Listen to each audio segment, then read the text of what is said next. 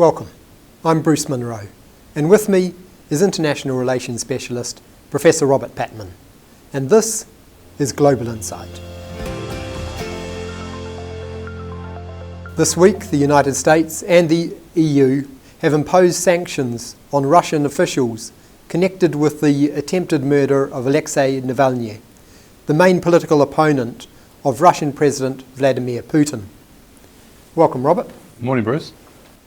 Navalny's poisoning is just one thread of a tangled tale for what was the former Soviet Republic.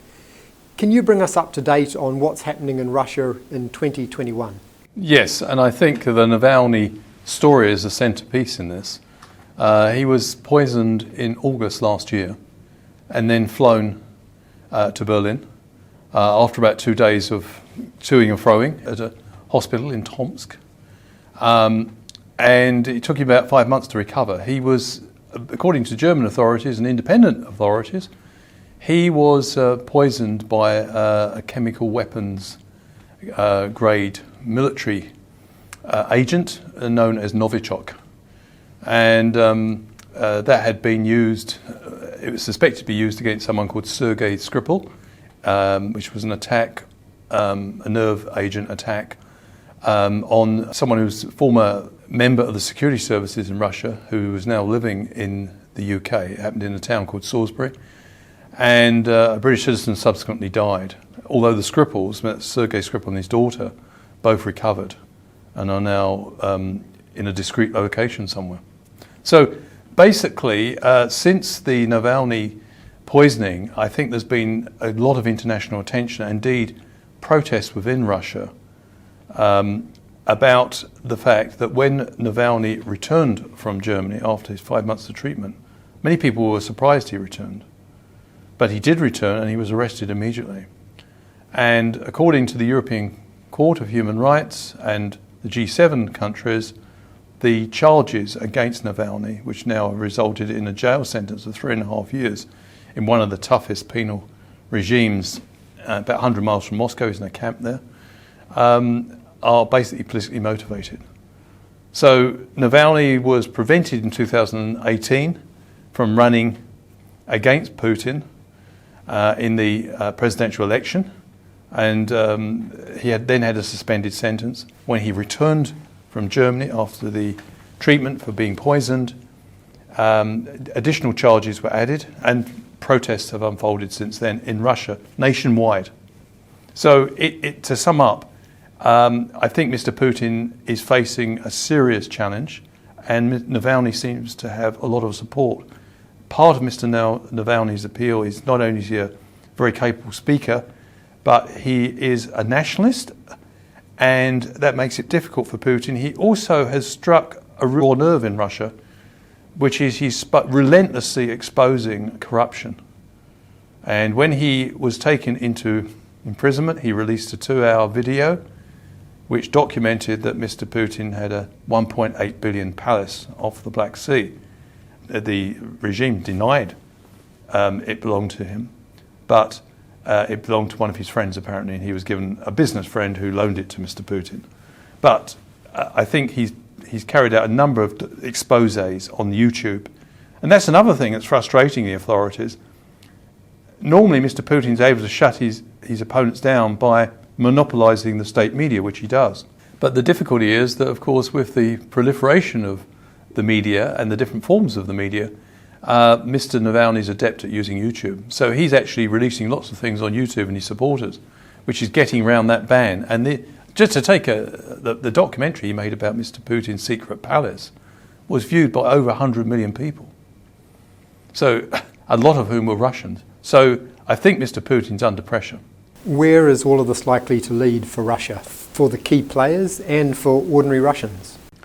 Well, we've just learned in the last few days, Bruce, that the United States and the European Union have, in a coordinated fashion, imposed sanctions on 7 individuals who they believe were either involved in the poisoning of Navalny, that is, people who, for example, the director of the FSB, the Federal Securities Services in Russia, and also people who have been involved in his imprisonment.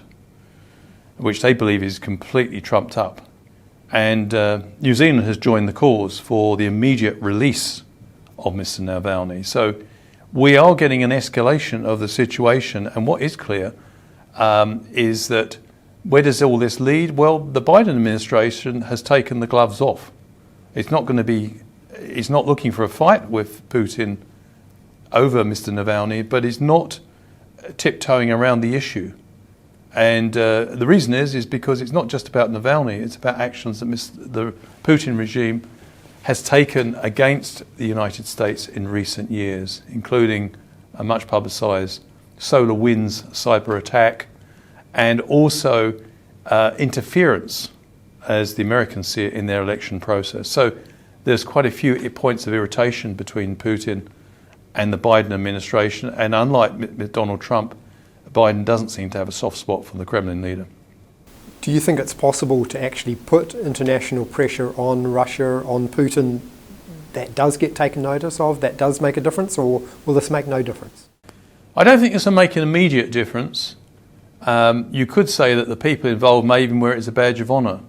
But as Navalny's supporters called for Putin to be personally sanctioned, and also the oligarchs. They are the key to Putin's power. The business people operate with Putin's blessing and help fund the regime. So Navalny's supporters have called for the key oligarchs, people like Roman Abramovich, who was chairman of Chelsea Football Club, extremely wealthy individuals like this, who are close to the regime. They've called for them to be sanctioned. Now, interestingly, when the Biden administration made the announcement about these sanctions measures, and they stressed it was multilateral, it was being done with the EU, which was interesting. When they announced it, they said they reserved the right to add more sanctions to the list. They can escalate. This is just the first salvo. So it may well be. What does this mean for Putin? It may mean an escalating series of steps taken against his government, which will bite. We know we live in a globalised world, but what's happening over in Russia, what real impact does that have for New Zealand, if any? Oh, substantial. We were negotiating, New Zealand was open negotiations for a free trade agreement with Russia in 2010. That was suspended because of Russia's annexation of Crimea, which was a breach of international law, the first time that borders had been changed through force since 1945 in Europe.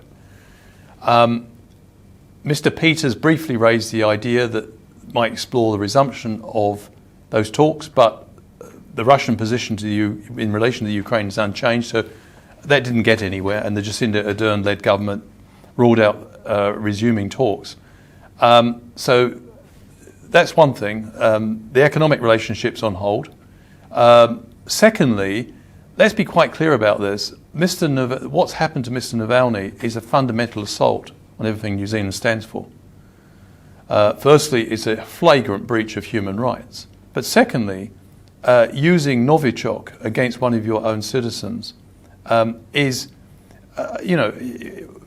New Zealand is critically dependent as a country on an international rules-based order. That's how we trade and that's how we do business in the world. But it's also very important because it means the rule of law is taken seriously. And I think the big concern, as Nanaia Mahuta, the foreign minister, the New Zealand foreign minister, has made quite clear, that civil freedoms must be respected.